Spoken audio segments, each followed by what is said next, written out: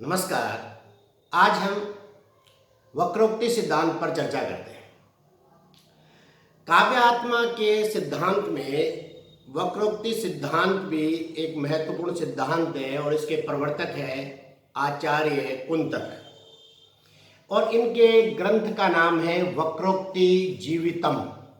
इन्होंने अपने इस ग्रंथ में वक्रोक्ति जीवितम में वक्रोक्ति सिद्धांत की व्याख्या करते हुए ये बताया कि वक्रोक्ति ही काव्य का जीवित है, यानी काव्य का प्राण है। उन्होंने वक्रोक्ति को काव्य का प्राण माना और वक्रोक्ति को इस प्रकार से परिभाषित किया। वक्रोक्ति रेव वैदग्ध्य भंगी भणिति रुच्यते, अर्थात वैदग्ध्य भंगी भणिति ही वक्रोक्ति है। विचित्र प्रकार की वर्णन शैली ही वक्रोक्ति है। विचित्र प्रकार की वर्णन शैली। कुंतक ने जो विचित्र प्रकार की वर्णन शैली को काव्य का जीवित या काव्य का प्राण कहा और बाकी संप्रदायों को उसमें अपने संप्रदाय में समाहित किया या बाकी संप्रदायों को मनाही की, कुल मिलाकर के जो उन्होंने बात की उनकी मुख्य बातें इस प्रकार है। उन्होंने कहा कि वक्रोक्ति में वैचित्र्य आवश्यक है।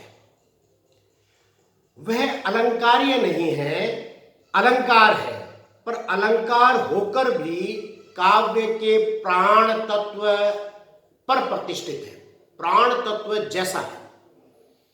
ध्वनि वक्रोक्ति सिद्धांत के अंतर्गत आ जाता है, यानी ध्वनि को उन्होंने समाहित कर लिया, समाहार कर लिया। रस और ध्वनि के अभाव में भी यदि वक्रोक्ति है तो काव्य संभव हो सकता है।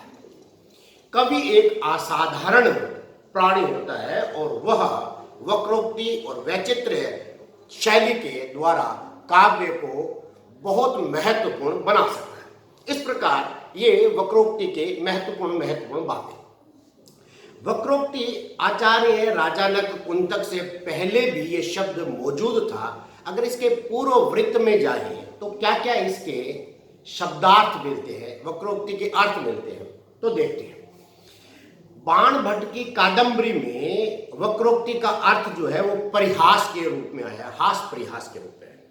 अमरूक शतक में क्रीड़ाकलाप के रूप में वक्रोक्ति का इस्तेमाल हुआ है। भामह ने अतिशयोक्ति अलंकार को ही वक्रोक्ति मान लिया है। दंडी ने सभी अलंकारों का जो सामूहिक रूप है उसे वक्रोक्ति कहा है। वामन ने जो अर्थालंकार है उसमें वक्रोक्ति को शामिल किया है। रुद्रट जो है उन्होंने शब्दालंकार को वक्रोक्ति माना है। इस प्रकार जो कुंतक से पूर्व भी जो वक्रोक्ति रही है उसके कुछ न कुछ प्रयोग होते रहे।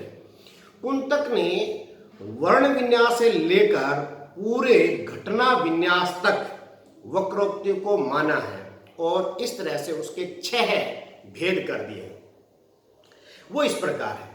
वर्ण विन्यास वक्रता, पहला भेद उन्होंने ये किया। उन्होंने कहा कि वर्णों की भाव भंगिमा नाद सौंदर्य द्वारा भी काव्य में आनंद उत्पन्न किया जा सकता है। दूसरा है पद पूर्वार्ध वक्रता। पद जो है एक संस्कृत में एक टर्म है पद, उसके 2 भाग हैं। पहला होता है प्रकृति, वो पूर्व है, और दूसरा है प्रत्यय जो बाद का है। तो इस प्रकार जो प्रकृति पक्ष है जिसको पूर्व अर्ध पहला भाग कहेंगे, उसके उन्होंने कहा उसमें भी अगर वैचित्र्य पक्ष डाल दिया जाए तो उसमें भी रुचिता लाई जा सकती है। और उसके भी उन्होंने 8 उपभेद किए हैं और वो 8 उपभेद इस प्रकार है कि रूढ़ि वैचित्र्य वक्रता, पर्याय वक्रता, उपचार वक्रता, विशेषण वक्रता, संवृत्ति वक्रता, वृत्ति वैचित्र्य वक्रता, लिंग वक्रता और क्रिया वैचित्र्य वक्रता। ये वह पद पूर्वार्ध वक्रता, ये दूसरा जो उन्होंने भेद माना। तीसरा है पद प्रार्ध वक्रता। पद प्रार्ध वक्रता जो है वो प्रत्यय वाला अंश है, बाद वाला अंश है, उसमें भी रम्यता हो सकती है, होती है।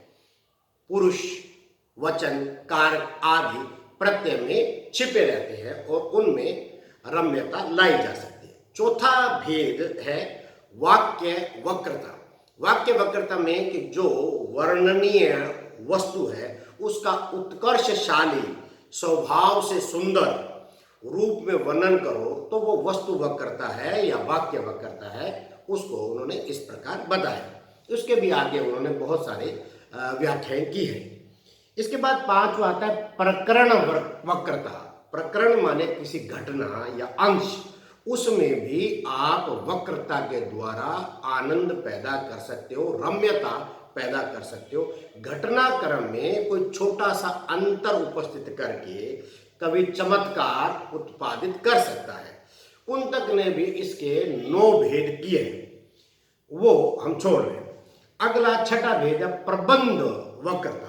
प्रबंध वक्रता माने पूरा जो प्रबंध है, जो पूरी कथा है, कोई नाटक है या कोई काव्य है, उसमें से जो आप कथा लेते हो, उस कथा में से कोई कथा के प्रसंग को बदल दिया जाए, पूरी कथा को दूसरे ढंग से प्रस्तुत कर दिया जाए, या जो मूल जो ग्रंथ है उसका जो अंगिरस है, अब जो कथा लिखी जा रही है उसका अंगिरस दूसरा कर दिया जाए, भिन्न कर दिया जाए। इस प्रकार जो परिवर्तन होगा उसे हम प्रबंध वक्रता कहेंगे। इस तरह से वर्ण से लेकर पूरे प्रबंध तक का उन्होंने जिक्र किया और वक्रता की बात की। वक्रता के द्वारा उन्होंने काव्य में रुचिता, रम्यता, चमत्कार लाने की बात उन्होंने कही और उसको एक अलंकार जैसा, बाह्य उपादान जैसा बताते हुए भी प्राण जैसी प्रतिष्ठा उसको दिलाने की कोशिश की और बाकी जो चीजें थी उनको अपने अंदर समाहित और समाहार करने की कोशिश की। कुंतक का ध्यान जो है मूल रूप से देखा जाए तो वो शैली पर है, उसके बाह्य तत्वों पर है, उसकी काव्य कला पर केंद्रित है। परंतु इतना होते भी उन्होंने व्यापक और गहन विवेचन उसके शैली और उसके काव्य कला पर किया है। ये इतना गहन विवेचन है कि भारतीय और पाश्चात्य काव्य संप्रदाय में, काव्य शास्त्र में इतना व्यापक विवेचन कहीं अन्यत्र नहीं मिलता। ये कुंतक की महत्वपूर्ण देन है। इसके अनुसरण पर ही हिंदी में आगे चलकर शैली विज्ञान विकसित हुआ। ये कुंतक की हम महत्वपूर्ण शुरुआत के रूप में हम मान सकते हैं कि शैली विज्ञान उसके बाद है।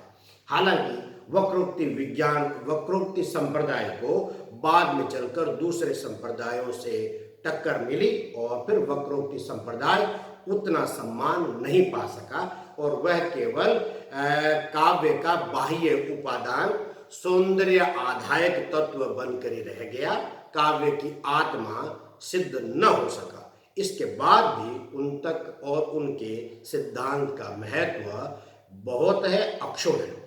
आज इतना ही। नमस्कार।